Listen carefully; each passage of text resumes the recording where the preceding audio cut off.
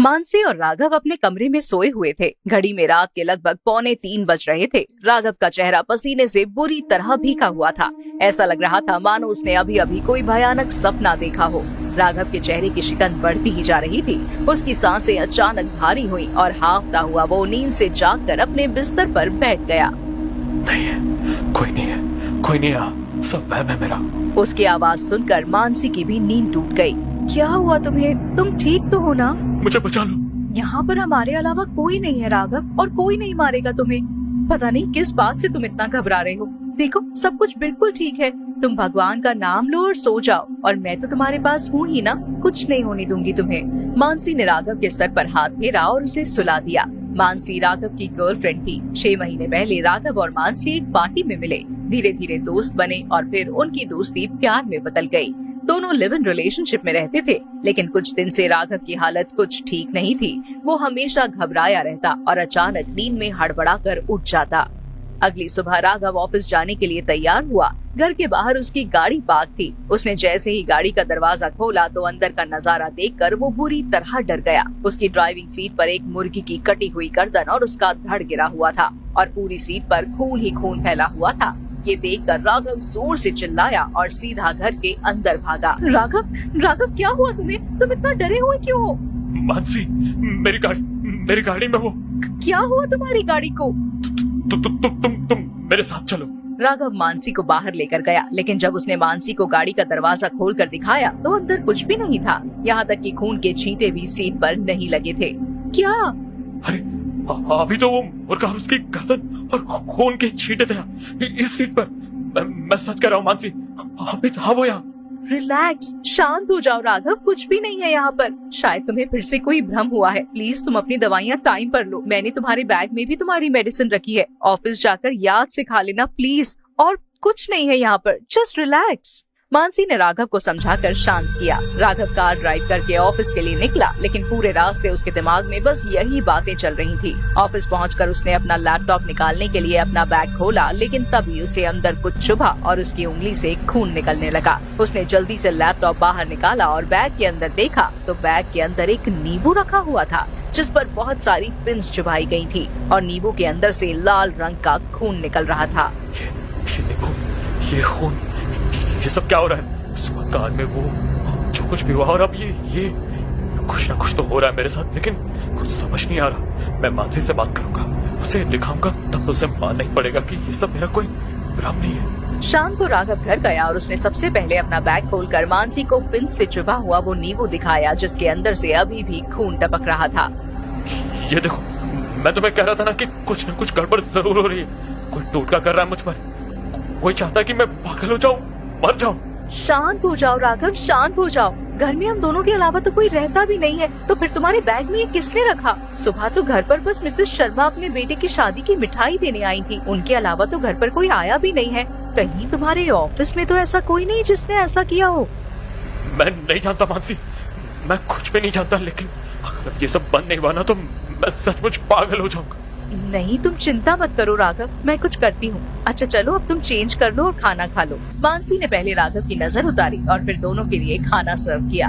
राघव ने खाने के कुछ निवाले तो ठीक से खाए, लेकिन थोड़ी देर बाद वो खाते हुए अचानक रुक गया। उसकी प्लेट में अनगिनत कॉकरोच और कीड़े देख रहे थे। उसने अपनी प्लेट को दूर फेंक दिया और खाने के निवाले को चिल्लाते हुए मुंह से बाहर निकालने लगा। राघव क्या हुआ तुम्हें? तुमने इस तरह खाना क्यों फेंक दिया? इस खाने में कीड़े, मैंने कीड़े खा लिए। ये मैंने क्या किया? राघव ने डर कर अपना सर पकड़ लिया और वहाँ बैठकर रोने लगा। उसकी हालत देखकर मानसी की भी आंखें भर आईं। उसने राघव को शांत किया और उसे अंदर ले जाकर उसने उसे नींद की दवाई दे दी। थोड़ी देर बाद राघव को नींद आ गई, लेकिन मानसी के दिमाग में अब राघव की ही चिंता चल रही थी। पता नहीं क्या हो गया है राघव को, आजकल इतना अजीब बर्ताव क्यों करने लगा है? जब मैं इससे मिली थी तब तो ऐसा कुछ नहीं था। शायद राघव ठीक कह रहा है, कोई है जो उसे पागल करना चाहता है, उसके ऊपर तरह तरह के टोटके कर रहा है। और वो नींबू। कुछ दिन और इसी तरह बीते। राघव नींद की गोली खाने के बाद भी हर रात हड़बड़ा कर उठ जाता। धीरे धीरे उसकी हालत किसी मेंटल पेशेंट जैसी होने लगी थी। तभी कुछ दिन बाद उसका बर्थडे आया। उसका मूड फ्रेश करने के लिए मानसी उसे बाहर डिनर पर लेकर गई। मैंने कहा था ना, तुम बाहर आओगे तो तुम्हारा मूड फ्रेश हो जाएगा। चलो अब सेलिब्रेशन तो हो गया, घर चलते हैं वरना बहुत देर हो जाएगी। दोनों कार में बैठकर घर के लिए निकले, लेकिन राघव के चेहरे पर कोई भी खुशी नहीं थी। वो घर पहुँचे तो घर के मेन गेट पर कुछ अजीब सा सामान बिखरा हुआ था। एक नर कंकाल की खोपड़ी, लौंग के कुछ दाने और उसके साथ सिंदूर बिखरा हुआ था। ये देखकर उन दोनों के होश उड़ गए। ये सब क्या है? अब तो ये कुछ ज्यादा ही हो रहा है। हम कल के कल ही पंडित जी के पास जाएंगे और जो भी ये सब कर रहा है ना, मैं उसे छोड़ूंगी नहीं। राघव की आंखों में डर साफ दिखाई दे रहा था। वो इतना घबराया हुआ था कि अंदर जाने को भी तैयार नहीं था, लेकिन मानसी उसे हिम्मत देते हुए घर के अंदर लेकर गई। राघव अंदर अपने बेड पर बैठा था। मानसी कपड़े चेंज करने के लिए वॉशरूम गई थी। तभी मानसी को राघव के चिल्लाने की आवाज आई। वो जैसे ही रूम में आई तो देखा कि रूम के फ्लोर पर खून बिखरा हुआ है, जो अभी थोड़ी देर पहले तक कमरे में नहीं था। खून खून मैं आराम से यहाँ पर बैठा था मानसी, और अचानक फर्श पर खून की ये बूंदें ऊपर आई।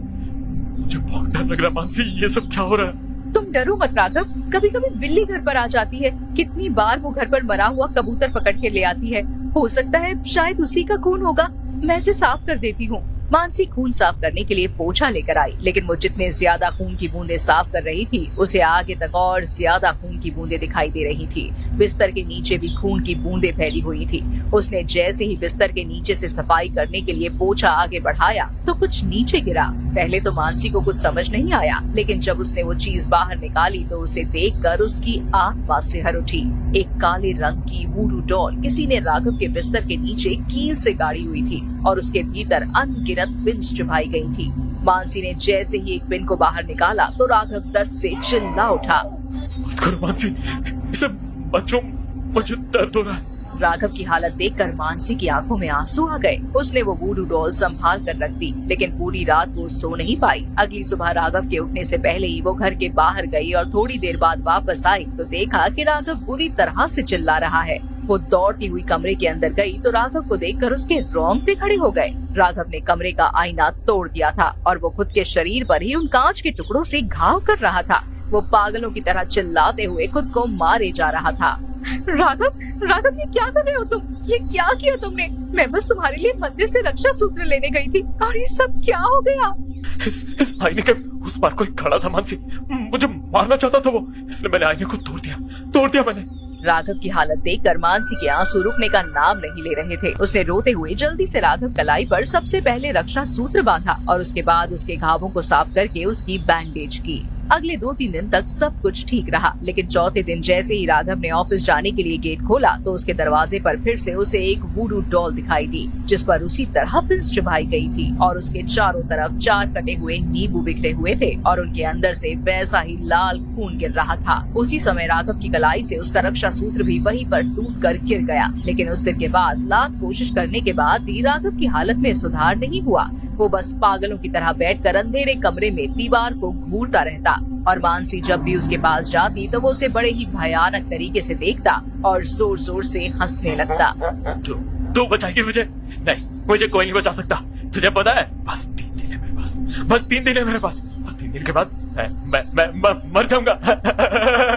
अब मैं ये सब नहीं संभाल सकती। मैं आज ही राघव के घर वालों को कॉल कर दूंगी। मुझे कुछ भी करके राघव को बचाना होगा। मानसी ने राघव के घर वालों को कॉल किया। वो गांव में काफी दूर रहते थे तो राघव के पास पहुंचते पहुंचते उन्हें लगभग 2 दिन लग गए। 2 दिन बाद वो घर आए तो घर की डोरबेल बजी। मानसी दरवाजा खोलने ही गई थी, तभी उसे अंदर से राघव की चीख सुनाई दी। वो सभी जल्दी से दौड़कर अंदर कमरे में गए तो राघव अंदर नहीं था, लेकिन वॉशरूम से पानी चलने की आवाज आ रही थी। उन्होंने अंदर जाकर देखा तो राघव ने अपना सर वॉश बेसिन के कांच में दे मारा था। पूरे बाथरूम में उसका खून फैला हुआ था। उन्होंने उसे जैसे तैसे करके बाहर निकाला, लेकिन जब तक वो उसे अस्पताल लेकर गए तब तक राघव अपनी आखिरी सांसें ले चुका था, लेकिन अभी भी उसके चेहरे पर एक भयानक मुस्कान थी। उसके घर वालों का रो रो कर बुरा हाल था। मानसी की आंखों में भी आंसू थे। वो ये सब कुछ सह नहीं पा रही थी कि जिस लड़के के साथ उसने शादी करने के सपने देखे थे वो इस तरह चल बसा। मानसी खुद को संभालते हुए अस्पताल से बाहर आई, लेकिन तभी उसने अपने हाथ की तरफ देखा और मुस्कुराने लगी। उसके हाथ में वही वूडू डॉल थी जिसका चेहरा बुरी तरह से खराब हो चुका था। तुझे क्या लगा मेरी बहन की जिंदगी बर्बाद करके तू आबाद हो जाएगा? प्रेग्नेंट थी वो और तूने उसे अपनाने से इनकार कर दिया। तेरी वजह से मेरी बहन को मरना पड़ा। नहीं सह पाई वो ये सब, और देख आज मेरे हाथों तू भी मारा गया। कितना सुकून मिला है मुझे आज। मेरी बहन का बदला पूरा हुआ। अब उसकी आत्मा मुक्त हो पाएगी, लेकिन तेरी आत्मा को तो शायद मरने के बाद भी मुक्ति नहीं मिलेगी।